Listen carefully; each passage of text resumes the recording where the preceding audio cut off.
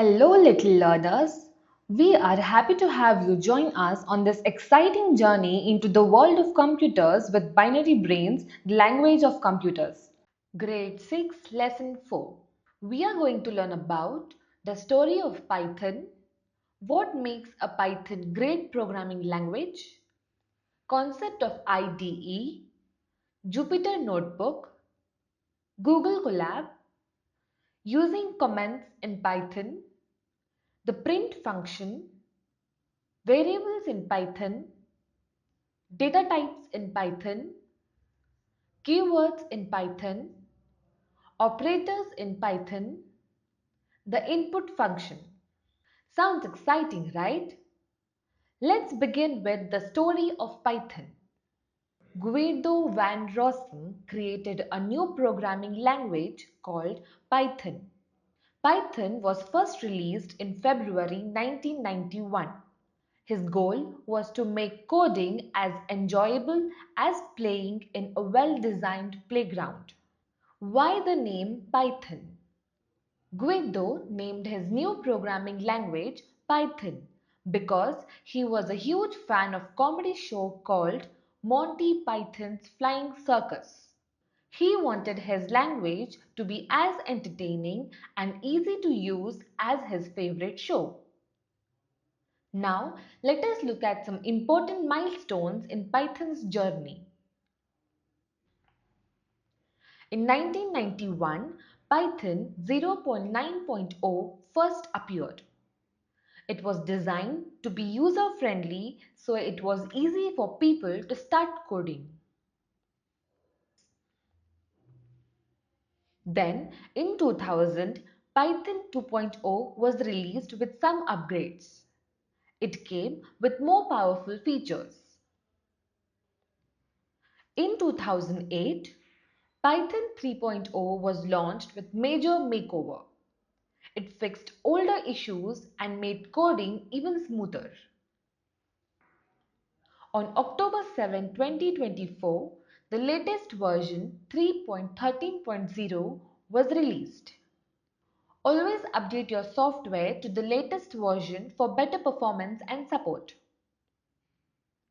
Now, let us look at what makes Python a great programming language. Python is used for building websites, games, and even space exploration projects. It's known for being user-friendly and easy to understand, which is why many people started learning to code with Python. Python gives you tools you need like data types, functions, and libraries. You also get syntax, that is, rules for writing code, and logic, that is, how code works.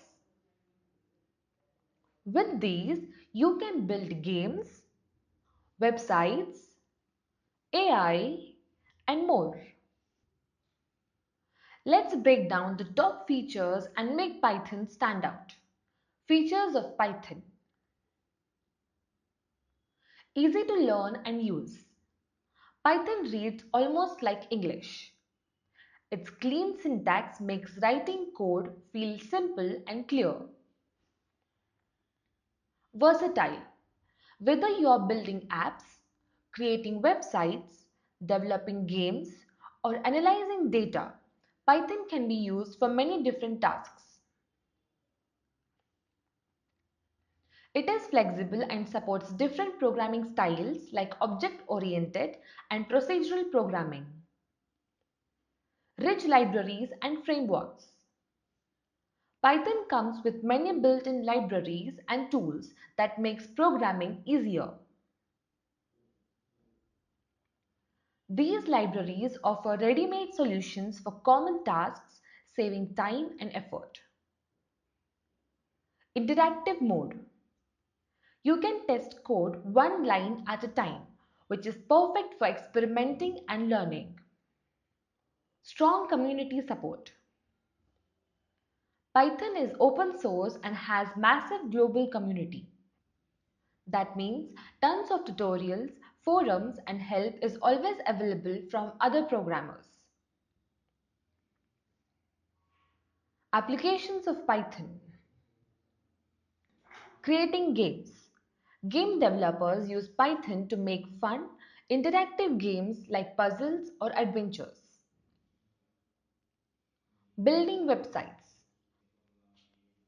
Python uses its tools to create and manage websites, making them look and work just right. Data analysis.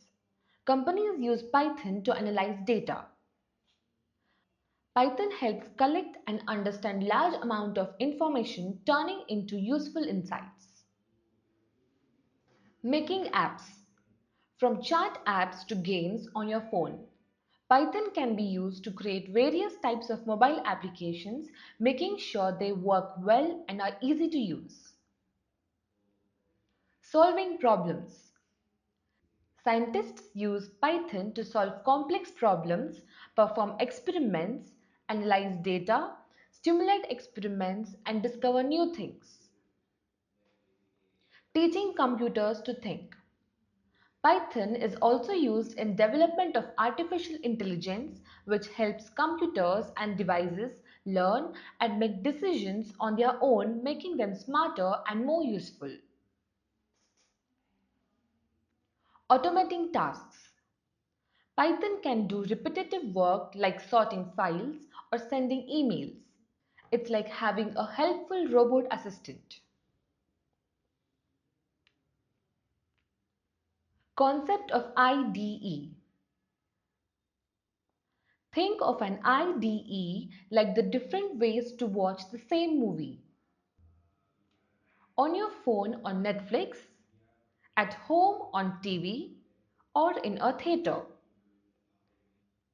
It is the same movie, but the experience is different. Similarly, IDEs are different tools for writing, running, and testing code, all in one place. They help you write the code, compile, interpret it, and show the output. That is why it is called an integrated development environment. How Python works with IDEs. Simple text editor. It lets you write Python but needs extra care for typos and roots. A good IDE makes coding faster with error highlighting, spots mistakes instantly. Autocompletion suggests code while typing. Debugging tools finds and fixes errors like a detective. Popular IDEs for Python. Google Colab, a web-based Python IDE with interactive coding, visualizations, and easy sharing. Internet access is needed for its functionality. Jupyter Notebook. It is an interactive environment that seamlessly combines code execution, visualizations, and multimedia, making it ideal for tasks like data analysis and scientific computing and can be used entirely offline. IDLE. This is Python's inbuilt IDE. It has basic features and is good for getting started. Thorny. It is beginner friendly with a simple interface and is great for learning. VS Code Visual Studio Code. This is highly customizable, powerful, and popular for all kinds of programming, not just Python.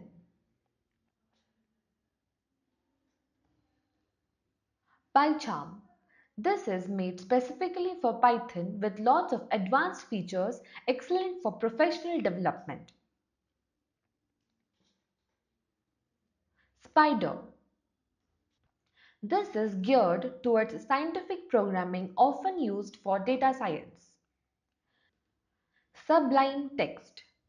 This is fast and lightweight. It is good for quick edits and smaller projects. Atom. This is another customizable editor that can be adapted for Python development. Jupyter Notebook. Jupyter Notebook is a free IDE that makes it easy to write and run Python code. You can also add explanations and show visuals like charts and graphs all in one place. It's great for data analysis, scientific work, or learning Python. It also works offline. Let us know its special features. Interactive. Run code in small chunks to see results immediately. Visuals. Includes images, charts, and interactive elements. Shareable. Easily share your work. Versatile. Great for many different tasks. Now let us learn steps for downloading Jupyter Notebook. Go to the website www.anaconda.com and press enter. Click on free download. Now click on skip registration. Here we will download Anaconda distribution. Click on download. The file gets downloaded to your computer. Double-click on the downloaded anaconda.exe file. The installation setup dialog box appears. Click on Next. Click on I agree. Click on Next. Click on Next. Ensure to tick the boxes as shown and click on Install. The app takes some time for installation. After the installation is complete, click on Next. Now click on Finish. Scroll the options list and find Jupyter Notebook. To write the code on Jupyter Notebook, click on Launch Jupyter Notebook. Now click on New and then Python 3. Here is the editor window where we can write and execute the codes. This is Run, where it helps to run the code. This is the cell. This is the cell to write the code. Here we can insert a new cell. Google Colab. Google Colab is an interactive Python IDE that runs in the cloud. Some of its special features are easy to use. No need to install anything. Just open it in your browser and start coding. Free access to powerful hardware. Colab gives you access to Google's computers, including GPUs that are special processors for things like AI and machine learning. Collaboration. Easy to share your notebooks with others and work together on code. Great for learning. Colab has built-in tutorials and examples to help you get started. Perfect for data science, machine learning, and AI. It comes pre-installed with popular libraries like TensorFlow and PyTorch. Now let us learn steps for using Google Colab. Open your browser. Ensure you are signed in into your Google account. Go to the colab.research.google.com and press enter. Click New Notebook to start writing your Python code. Google Colab has two main options. Plus code, which means used to add a coding cell where you write your Python programs. Plus text, used to add a text cell for notes and explanations. Click on untitled 0.ipynb on the left top corner and rename the notebook to first code. Click on the bar that says Start Coding or Generate with AI and type Print Binary Brains and press Enter. Press the play button next to the code cell or hit Ctrl plus Enter to run your program. After you run the code, the output Binary Brains appears on the screen. Using comments in Python. Single line comments. Use the hash symbol for writing comments. Everything written after hash on that line is a comment. It is used for understanding the lines of code. The comments won't be sent to the CPU for processing. We can see that the comment does not appear in the output. Multi-line comments. You can use triple quotes for comments that span multiple lines. As you can see in the image, the lines written in between triple quotes do not appear in the output. The print function. In Python, the print function is used to display or show information on the screen. You can use it to show text, numbers, or the results of calculations. For example, we will write a code to print "Hello everyone." Variables in Python. Imagine you want to store different items in boxes in a cupboard like your school notebooks, stationery, and toys. To keep your things organized, you label each box with what is inside. In Python, variables are like those labeled boxes where you can store different pieces of information, and data types are the kinds of things you are storing. Let us understand what are variables. A variable is a name you give to a space in a program's memory to hold a value. For example, if you want to store your age, you might create a variable called age.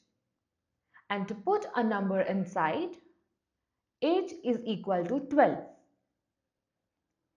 Now, whenever you use age, Python knows you are talking about the number 12. Let us understand rules for writing variable names in Python. Start with a letter or underscore. Just like a name starts with a letter, variable names must begin with a letter, small a to z or capital A to z, or an underscore. My underscore variable is correct. First underscore place is not allowed as it starts with a number. Special characters are not allowed. Names with only letters, numbers in between or at the end, and maybe an underscore to separate words are allowed. Special characters such as dollars, asterisk, exclamation mark, at the rate, etc. are not allowed.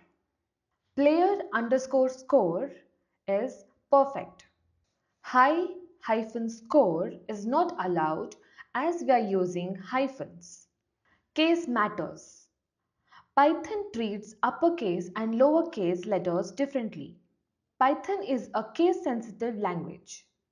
The variable hero starting with small letter h and the variable hero starting with capital letter H are considered as different variables. No spaces. Variable names can't have spaces. Total points are not allowed as there is a space between total and points. Use total underscore points instead. Avoid Python keywords. Some words like print or if have special meanings in Python. You can't use them as variable names. Python will show an error if the user types a command to use if as a variable name. Make it meaningful. Choose names that describe what the variable represents. Player underscore health is bigger than just p underscore h. Data types in Python. Python handles various kinds of information through data types. Data types specify the kind of values that a variable can hold. Data types are like labels that tells us what kind of information we are dealing with. Here are some common data types with their abbreviations. Integer, int. Whole numbers without decimals. For example, age is equal to 12. Float. Numbers with decimal points. For example, height is equal to 5.8. String. str. A sequence of characters or text. For example, Amit. Boolean. Bool. Represents values that are either true or false, often used in conditions to make decisions. For example, is underscore student is equal to true. T has to be capital. Checking the type of data. In Python, you can use the type function to find out the type of data stored in a variable. For example, when you run type age, it tells you that age is an integer. Similarly, type height reveals that height is a float. Type name reveals that name is a string. Type is underscore student reveals that is underscore student is a boolean. Keywords in Python. Keywords in Python are special words that have a specific meaning in a programming language. They are used to perform actions and can't be used as names for variables. Common keywords. If. Used to make decisions in your code. Else. Provides an alternative action if the condition is not met. For. Used to repeat actions. Loops. While. Repeats action while the condition is true. Def defines a function, a set of instructions. Return returns a result from a function. In the following code, if temperature is greater than 30, checks if if the value of temperature variable given is greater than 30 and the return specifies the action to be done if the condition is true. Else provides an alternative action if the condition is false. Return specifies the action to be done if the condition is false. In check underscore temperature, we will input the temperature as 45. So the output is it's hot. Again, let us input the temperature as 10 and check the output. Yes, the output is it's cool. Operators in Python. Operators are symbols that perform operations on variables and values. The values used in operations are called operands. Here are some common types of operators. Arithmetic operators. These operators are used for math operations. Let us use arithmetic operators in Python. Let us create a variable a and assign it the value 10. Similarly, variable b will be assigned the value 5. Addition. It adds the two values. Now, we will use addition operator denoted by addition symbol to add these two values given to the variable a and b. So to find their sum, we will create a variable named sum and assign it to the value a plus b. Now to see the value of sum variable, we will print it. We will write print sum. As you can see, we have got the output as 15. Similarly, other arithmetic operators are subtraction. It subtracts the two values. Here, it will subtract 10 and 5. We will run this code to see the output of the subtraction operator. Multiplication. It multiplies the two values. Here, it will multiply 10 and 5.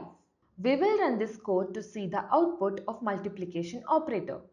Division. It divides the two values. Here, we will divide 10 and 5. We will run this code to see the output of the division operator. Modulus. It divides the two values and returns the remainder as the result. Here, it will divide 10 and 5 and return their remainder as a result.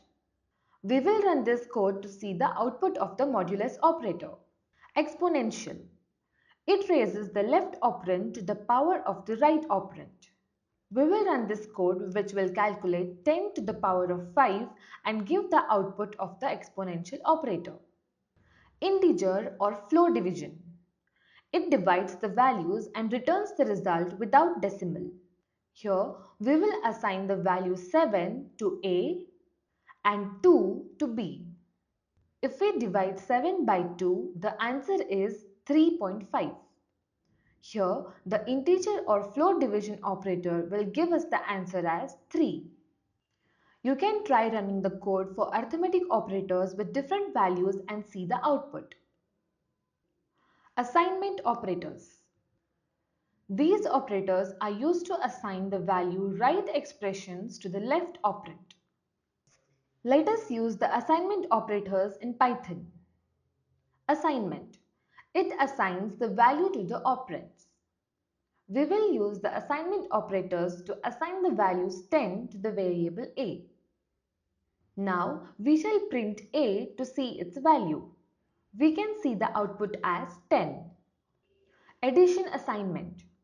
It adds the right operand to the left and assigns the result to the left operand. A plus is equal to 5 is equivalent to A is equals to A plus 5. That is 10 plus 5. We will run the code to see the output. The output is 15. Subtraction assignment.